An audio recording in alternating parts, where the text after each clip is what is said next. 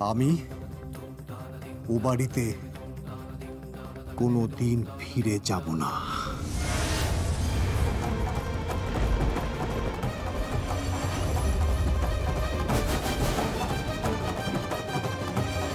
তোমার কি এ বাড়িতে থাকতে কষ্ট হচ্ছে? হ্যাঁ, কষ্ট হচ্ছে না? ও বাড়ির সুখ, স্বাচ্ছন্দ্য, আরামটাকে তুমি মিস করছো।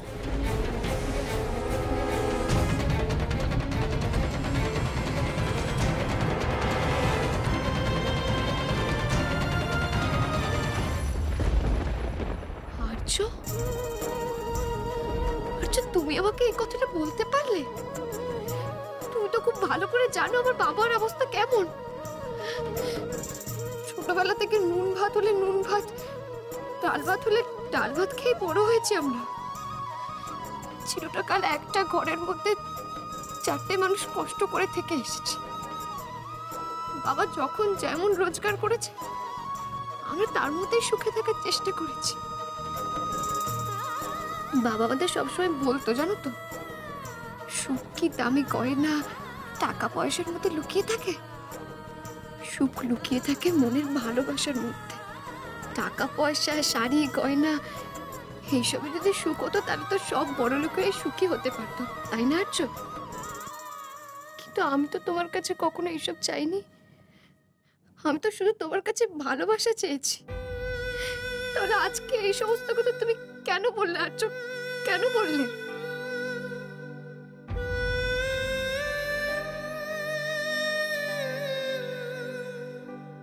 I'm really sorry, Dia. Really sorry. আমার মনের ভেতরটা যে কতটা অস্থির হয়ে রয়েছে সেটা তোমাকে আমি বলে বোঝাতে পারবো না, দিয়া।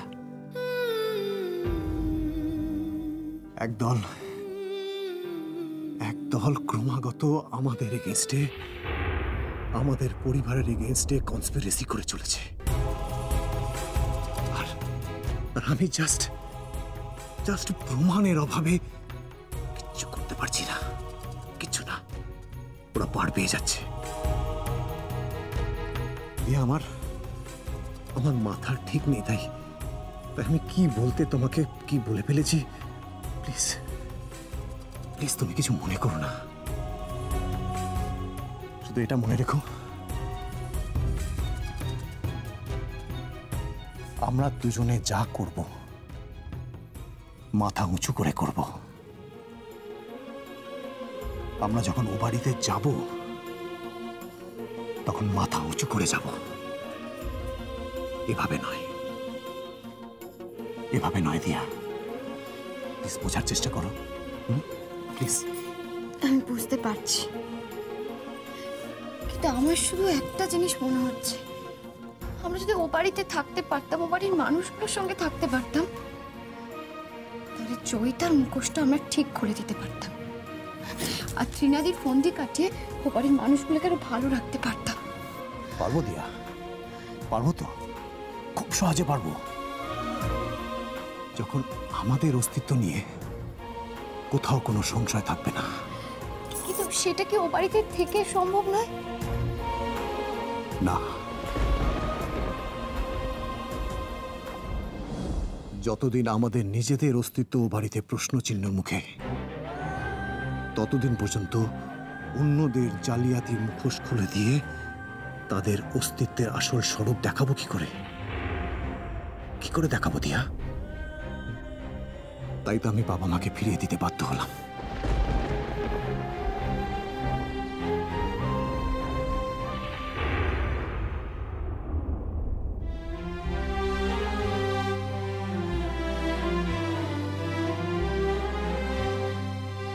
খালি হাতে ফিরতে হলো। কবে যে তোমার শিক্ষা হবে কে জানে। আমার দিকে আঙুল তুলছো কেন? অকারণে তুমি আমার দিকে আঙুল তুলছো কেন? আমি তো নিজে গিয়েছিলাম তোর ছেলে আর বউকে ফিরিয়ে আনতে। আর যদি এখনো পুরনো কথা ধরে বসে থাকে তো আমি কি করব? তুমি জানো না, কথা হচ্ছে তীরের মতন, একবার বেরিয়ে গেলে আর সেটাকে ফেরানো যায় না।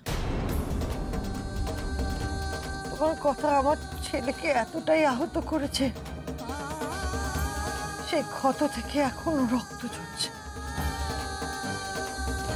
জানি না সেই ঘা কবে শুকোবে।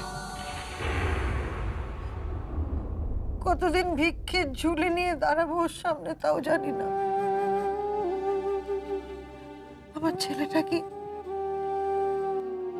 কোনো দিন এই বাড়িতে আর ফিরবে?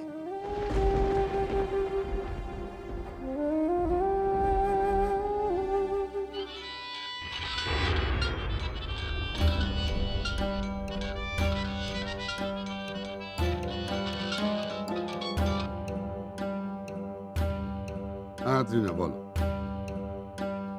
না না, আমি এখনো তোমার কাজটা করে উঠতে পারিনি।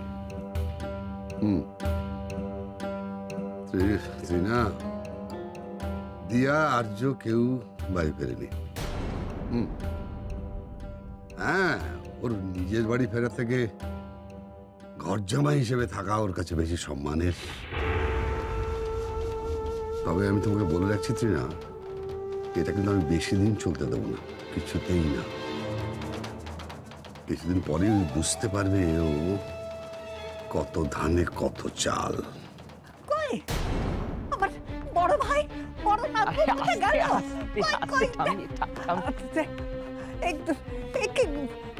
বৌমা, তুমি যে বললে কমল আনতে গেছে, কই আমার বড় নাতনি? পরে কথা বলবো।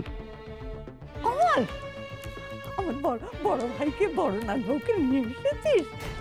ও বুঝেছি, তুই গাড়িতে রেখে এসেছিস আমাকে চমক দেওয়ার জন্য, না?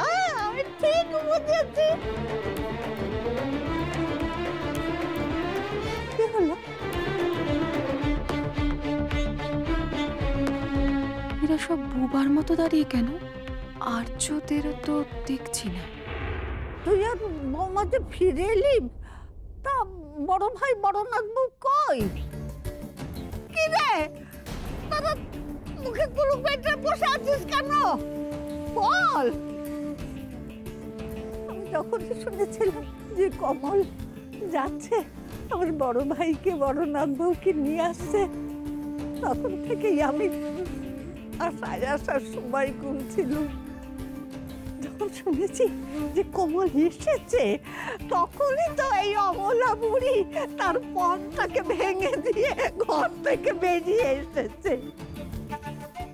তোমার মনে আছে বৌমা, আমি প্রতিজ্ঞা করেছিলাম, আমি পণ করেছিলাম যে ওদের ফিরিয়ে না আনলে আমি আমার ঘর থেকে বেরোবো না, আমি কাউর মুখ দেখবো না, ওইখানে আমি মরে পড়ে থাকবো। আমার কথা বলবেন না মা, আমার কথা বলবেন না। দিদি কমল, বল না বাবা, আমার বড় ভাই, বড় নাতবউ কোথায়? গাড়িতে লুকিয়ে রেখে এসেছিস না রে? আমাকে চমকে দিবি, তাই না? ও মা, ও বাবা, চুপ করে আছো কেন? বল না কমল, তুই বল না, ওরা কোথায় গেছে? ওটা কি হয়েছে? বল। ওরা বলছে না, আমাকে বলছে না। বৌমা বল না।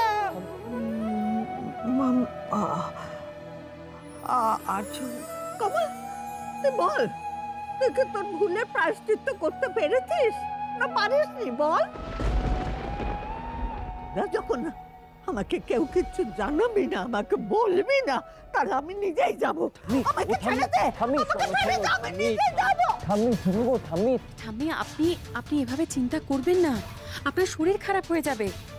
আর আপনার শরীর খারাপ হয়ে গেলে তো সবাই আর্য দিয়াকেই তার জন্য দায়ী করবে না? শুনুন, আপনাকে আমি আগেও বলেছি, এবারও বলছি, প্লিজ প্লিজ আমাদের ফ্যামিলির মধ্যে আপনি ইন্টারফেয়ার করবেন না। আর ঠাম্মির কিচ্ছু হবে না, ঠাম্মিকে দেখবার জন্য আমরা সবাই আছি।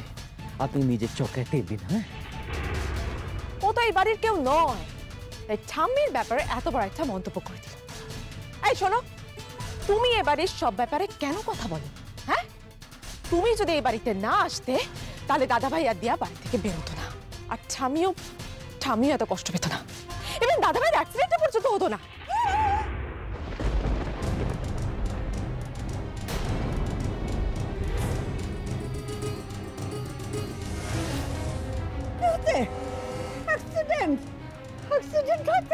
আমার বড় ভাই অ্যাক্সিডেন্ট হয়েছে। কিছু হয়নি ঠাম্মি, ঠাম্মি ঠিক আছে, বড়দা ভাই ভালো আছে একদম।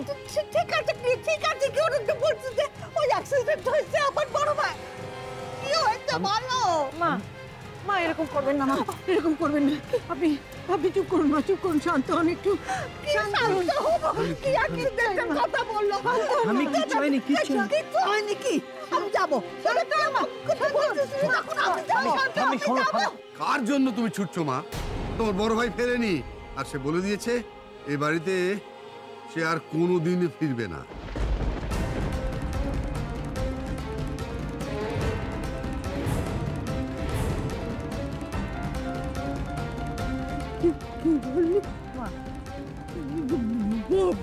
বড় ভাই, বড় ভাইয়া। ঠাম্মি, টিকিট ধর। ওখানে গেছে নাকি? ঠাম্মি, ও ঠাম্মি, ও তুমি ধর আমাকে।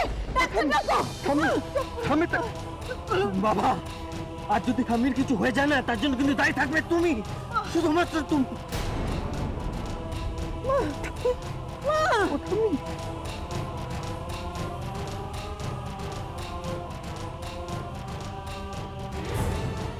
না না, এই শেষ কালটা খেয়ে না। না আর খাবো না, অনেক অনেক খেয়ে। এইটুকু না খেয়ে না সুস্থ হতে পারবো। পেট ভরে গেছে, আর খাবো না প্লিজ।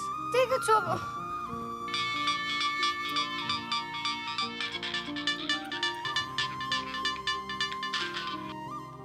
হ্যাঁ সুদীপ্ত বল, কি বলছিস? রিয়েলি? তো খবর? হ্যাঁ খুব ভালো খবর রে। হ্যাঁ আমি দেখছি। Thank you Sudipta, thank you so much. এই না ধরো। সুদীপ তো মনে হয় তোমার সেই বন্ধুটা না, ওই যে আমাদের উদয়পুরে ম্যাচে যেতে হেল্প করেছিল? এক্স্যাক্টলি। তা কি বললো সে? কি বললো জানো? বললো যে কলকাতায় একটা বেসরকারি সংস্থা থেকে একটা ব্যাডমিন্টন ক্যাম্প করা হচ্ছে, সেখানে দেশের অনেক বড় বড় কোচরা আসবে, আর তুমি অনেক কিছু সেখানে শিখতে পারবে। আমি চাই তুমি সেই ক্যাম্পে পার্টিসিপেট করো। আমি দেখছি এই পার্টিসিপেশন ফিটা কত আর কি কি ফর্মালিটি আছে। কিন্তু তার আগে তো আমাকে দার্জিলিং এর ম্যাচটাও জিততে হবে না? জিততে তো হবেই, তার জন্য কাল থেকে জোর কদমে প্র্যাকটিস শুরু করতে হবে, রাইট? হ্যাঁ ঠিকই বল। এখন আবার কে এলো? হ্যাঁ তাই তো ভাবছি এত। আচ্ছা ঠিক আছে, তুমি এই নাও, ওষুধটা খাও। ওষুধটা খাও, আমি দেখছি।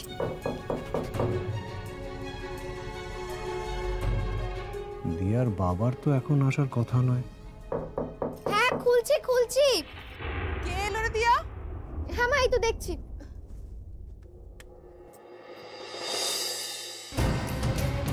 তোর বাবা না সত্যি এত দেরি করে না।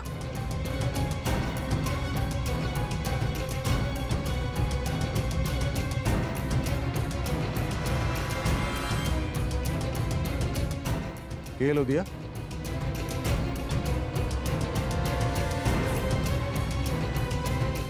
এ কি, তুমি আবার ফিরে এলে যে?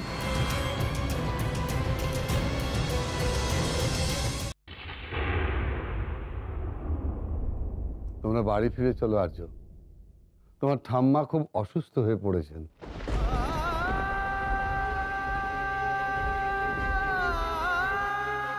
বাবা আপনি কি বললেন?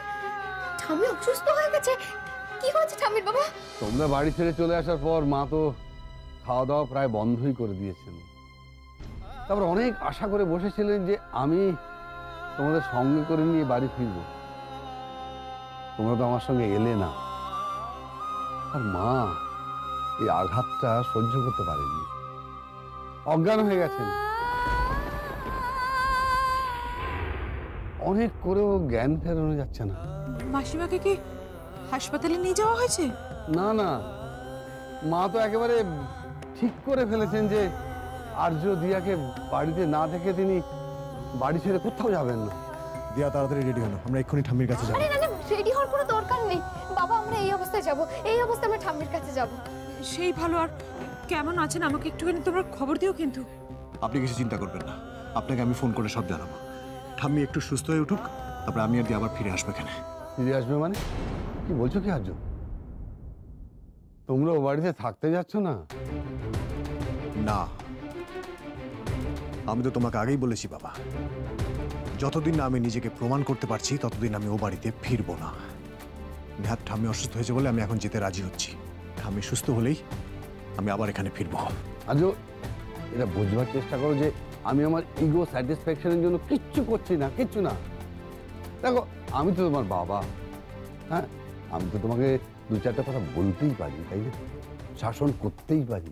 শাসন করা আর অপমান করার মধ্যে পার্থক্য আছে বাবা। থাকে সব কথা, এখন ঠাম্মি অসুস্থ, আমাদের ঠাম্মির কাছে যাওয়া উচিত। দেখো আর্য, তোমরা যদি আবার বাড়ি ছেড়ে চলে আসো তাহলে কিন্তু মা আবার অসুস্থ হয়ে পড়বেন। আচ্ছা, মায়ের যে বয়স, এই বয়সে বারবার অসুস্থ হয়ে পড়া কি ভালো বলো? বাবা এইসব নিয়ে আমরা পরে আলোচনা করি, চলুন আগে আমরা ঠাম্মির কাছে যাই। হ্যাঁ, কিন্তু এই যাওয়াটাই কোনো সলিউশন নয় দিয়া। গেলে তোমাদের পুরোপুরি যেতে হবে। আমি তোমাকে কতবার বলবো বাবা, আমার পক্ষে সেটা সম্ভব নয়। কেন সম্ভব নয় সেটা বলতে পারো আর্য? কেন? তুমি তো আমাকে সবসময় দাম্ভিক, অহংকারী, আমার নাকি সাংঘাতিক ঔদ্ধত্য এইসব কথা বলে এসছো। আমার নাকি কারোর সঙ্গে বিন্দুমাত্র অ্যাডজাস্ট করার ক্ষমতা নেই। আমি নাকি কারোর সঙ্গে কোনো কিছুতেই কম্প্রোমাইজ করতে পারি না। কিন্তু তুমি এখন যেটা করছো সেটা কি? তুমি তো আমার দেখানো পথেই হাঁটছো, তাই না? দেখো, আমি ঠিক বা ভুল সেটা পরের কথা, কিন্তু তুমি নিজের জেদ ধরে বসে আছো, মুখ ধরে বসে আছো, নিজের জায়গা থেকে এক চুলও সরবে না। আচ্ছা আর্য, তুমি যদি নিজেকে সত্যি সত্যি প্রমাণ করতে চাও তাহলে তো নিজের বাড়িতে বসে সেটা করা সম্ভব, তা নয় কি? হ্যাঁ, আমি অনুরোধ করছি, মাথা গরম করো না, বাড়ি। হ্যাঁ গো, তুমি আর প্লিজ কিচ্ছু ভেবো না, অন্তত ঠাম্মির কথা ভেবে এখন চলো বাবার সঙ্গে ওই বাড়ি। বাবা, আমি অন্তত তোমার দেখানো পথে হাঁটছি না। তোমার আমার জেদের কারণ যে এক নয় সেটা অন্তত তুমি ভালো করে জানো। আর কেন তুমি তোমার কথা থেকে সরতে চাইছো না, এই দুটোকে বোধহয় পাশাপাশি এক পাল্লায় রাখাটা উচিত হবে না বাবা। তবু আজ ঠাম্মি অসুস্থ বলে আমি আমার সিদ্ধান্ত বদলাচ্ছি, আমি ও বাড়িতে যেতে রাজি হচ্ছি।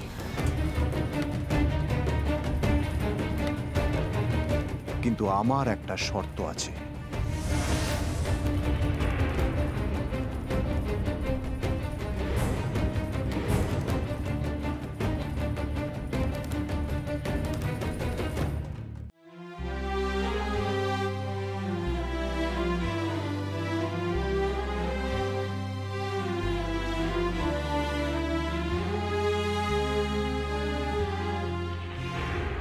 হ্যালো রক্তিম, হ্যাঁ বলছি, তোমার এই মুহূর্তে বাড়িতে আসার কোনো দরকার নেই, বুঝলে? না না, ঠাম্মি সিরিয়াস কিছু হয়নি, ঠাম্মি আপাতত ঠিক আছে।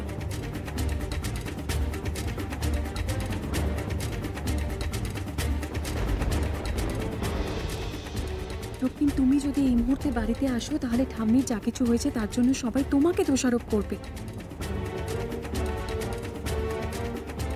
সবাই আমাকেই দোষারোপ করছে। আমি আমি সেগুলো কাটা কেলার মতন গিলছি। কিন্তু রক্তিম, ওরা যদি তোমাকে অপমান করে, তোমাকে কিছু বলে, তাহলে তো আমি সেটা সহ্য করতে পারবো না, বলো? আপনাদের উচিত ছিল ওনাকে ইমিডিয়েটলি হসপিটালাইজ করা। এখনো যে কেন বাড়িতে রেখে দিয়েছেন আমি সত্যিই বুঝতে পারছি না। আমাদের হাত পা বাঁধা ডাক্তারবাবু, মাঝে একবার জ্ঞান ফিরেছিল, চোখ খুলে উনি শুধু বললেন যে ওনাকে যেন এই বাড়ি থেকে কোথাও নিয়ে যাওয়া না হয়। উনি বললেন শেষ নিঃশ্বাস অবধি উনি এই দরজার দিকে তাকিয়ে বসে থাকবেন, যদি তার বড় ভাই আর বড় নাত বউ একবার ফিরে আসে, একবার ঠাম্মি বলে ডাকি। তারপর আমরা আর কেউ ঠাম্মিকে না কোথাও নিয়ে যাওয়ার সাহস দেখাতে পারিনি। আমি অনেকবার বলেছিলাম ডক্টরবাবু যে ঠাম্মির এখন যেরকম কন্ডিশন, সেই কন্ডিশনে ঠাম্মিকে একটা ভালো নার্সিং হোমে ভর্তি করা ইমিডিয়েটলি খুব দরকার। একজন ভালো কোনো ডক্টরের আন্ডারে কিছুদিন ঠাম্মি যদি ভর্তি থাকে তাহলে ঠাম্মি একেবারে সুস্থ হয়ে উঠবেন। কিন্তু কে কার কথা শোনে? সবকিছু যে ইমোশন দিয়ে হয় না, সেটা এদেরকে কে বোঝাবে বলুন? আপনি ইমোশনের কথা বলছেন? হ্যাঁ, শুনুন ম্যাডাম, আপনার মতো একটা হার্টলেস মানুষ ইমোশনের কথা না বললেই মনে হয় ভালো হয়। এখন ঠাম্মির যে অবস্থা, ডাক্তার, হসপিটাল, ওষুধ নয়, ঠাম্মিকে সুস্থ করতে পারবে বর্দা ভাইয়া দিয়া, কারণ অসুখটা মনে। তাদেরকে কোথায় পাচ্ছ বলো তো নিখিল? বাবা মা তো গেল তাদের ভিক্ষের ঝুলি নিয়ে দাদা ভাই আর দিয়াকে ফিরিয়ে আনতে। কোথায় তারা? ফিরলো? তারা ফিরেছে।